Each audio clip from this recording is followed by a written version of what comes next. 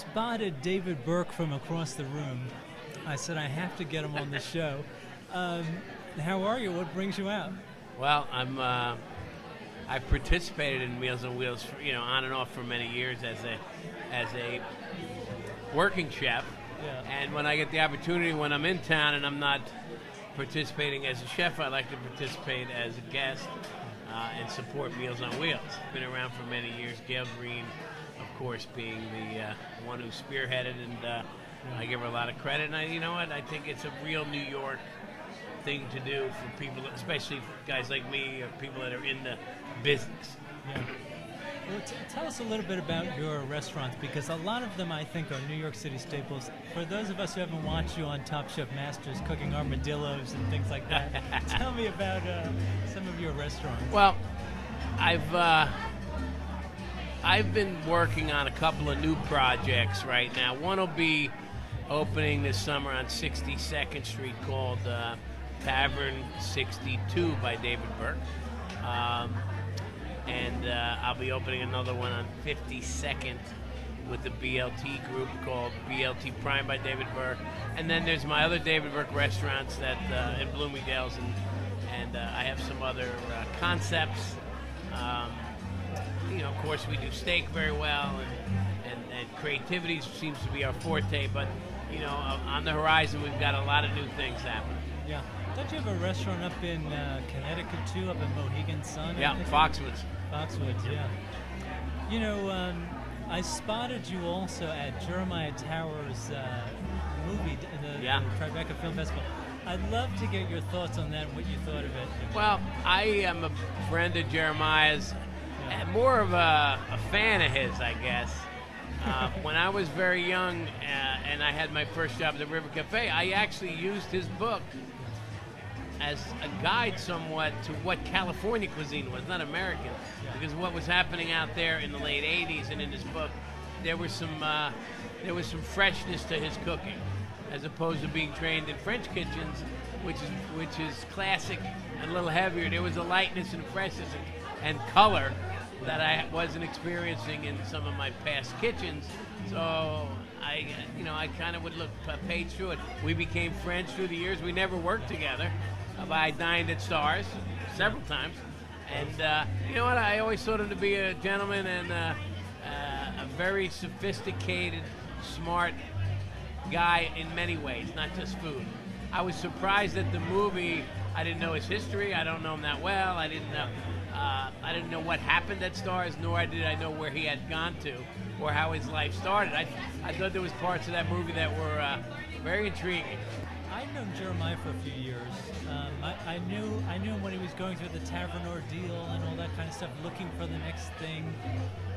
So it was surprising, because I'd never hear him talk about his family, to then see sort of his family in it, and know that he was human. Everybody thinks he's like a food god, but it was really, I think, showed a lot of his sensibilities and yeah, I walked away. I said hello to him at the end, and I raised my hand and I was gonna talk about the book that he used, because I have a collection of 1,200 cookbooks that I had just moved, and I realized that was one of the best books I had.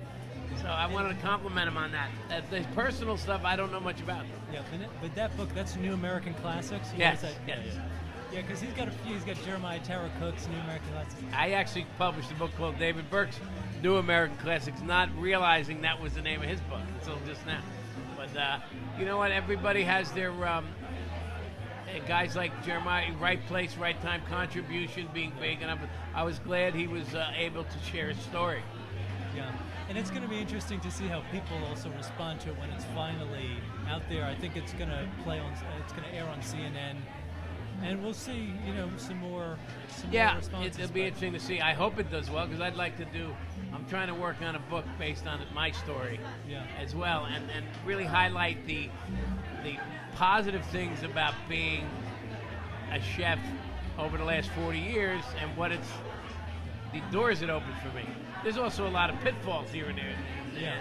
A lot of grime and guts and late nights, and there's the underbelly of it, but there's such a bright side to riding a wave of culinary success over the last 40 years in the U.S. So what would we see in that book? That's going to be a memoir that you're Yeah, working on? you'll see the real story, and there's some wild You stuff can't in give us there. any good scoop. There'll be the good, the bad, and the ugly. More armadillo recipes. Well, that would be a fun part, but that would be you know what? I mean, but I've cooked in 25 countries, all of it because of a talent and a opportunity, and either as a teacher, a worker, or a charitable contribution, and that's taken me around the world, and that's pretty interesting and amazing that a career in food could do that. To just, I'm a regular kid that grew up in Jersey and found something I like to do and became very good at it by hard work and right place, right time, and great mentors. Yeah. But there's not a lot of careers that you could do that with. Yeah. And in the best places, in the best cities, on the best cruises, the best airlines, So so the book has to share some of that really positive stuff about the industry. There's no doubt it's a tough one, and you work your ass off for it. Yeah. And there's the late nights and all the stuff that goes with late night dining, drinking, partying, and all that. And but and especially in the 80s and 90s when Sure. it was new to be being recognized as a guy in a white coat. Yeah. 'Cause that's when celebrity chefs start to come into the picture. Yeah, I'd have to say late 80s. Yeah, late 80s. Well, I mean, you're one of the few chefs who's really earned his way into that, that superstardom. Thank you. I hear chefs talk about you, and they say, I grew up and I want to cook like David Burke, or I want to cook like Patrick Clark, or I want to cook like some of these really fantastic chefs. What kind of advice would you give the chefs coming up through the industry now? Well, I have two children that were in the industry. One is still in the industry in the social media way, and he's got his own company. I will tell you, and I tell this to many kids and their parents, before you're going to spend money on cooking schools, and you really have to work in a restaurant, and a good one, and a busy one, and you got to work the 60-hour weeks and on your feet, and and give up the holidays and miss your sister's wedding because you got to work, and it's not always that bad, but it is. I mean, you're giving up New Year's Eve, and it's a lifestyle. It's not a job. If you want to succeed, and you really got to pay your dues. There's occasions where you get lucky and you get a TV thing or this, that, but in general, that's my advice: is to dig yourself in, take a year off of high school, work in a restaurant before you jump into a cooking college, because many people that spend a couple years in cooking college are in a different field 5 years later, because they didn't realize it was going to be like that.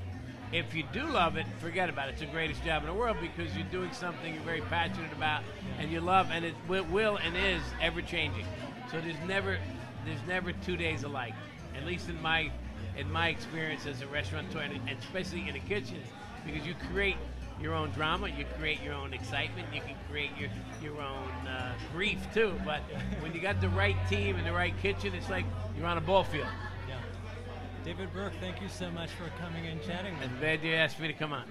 Have a nice one.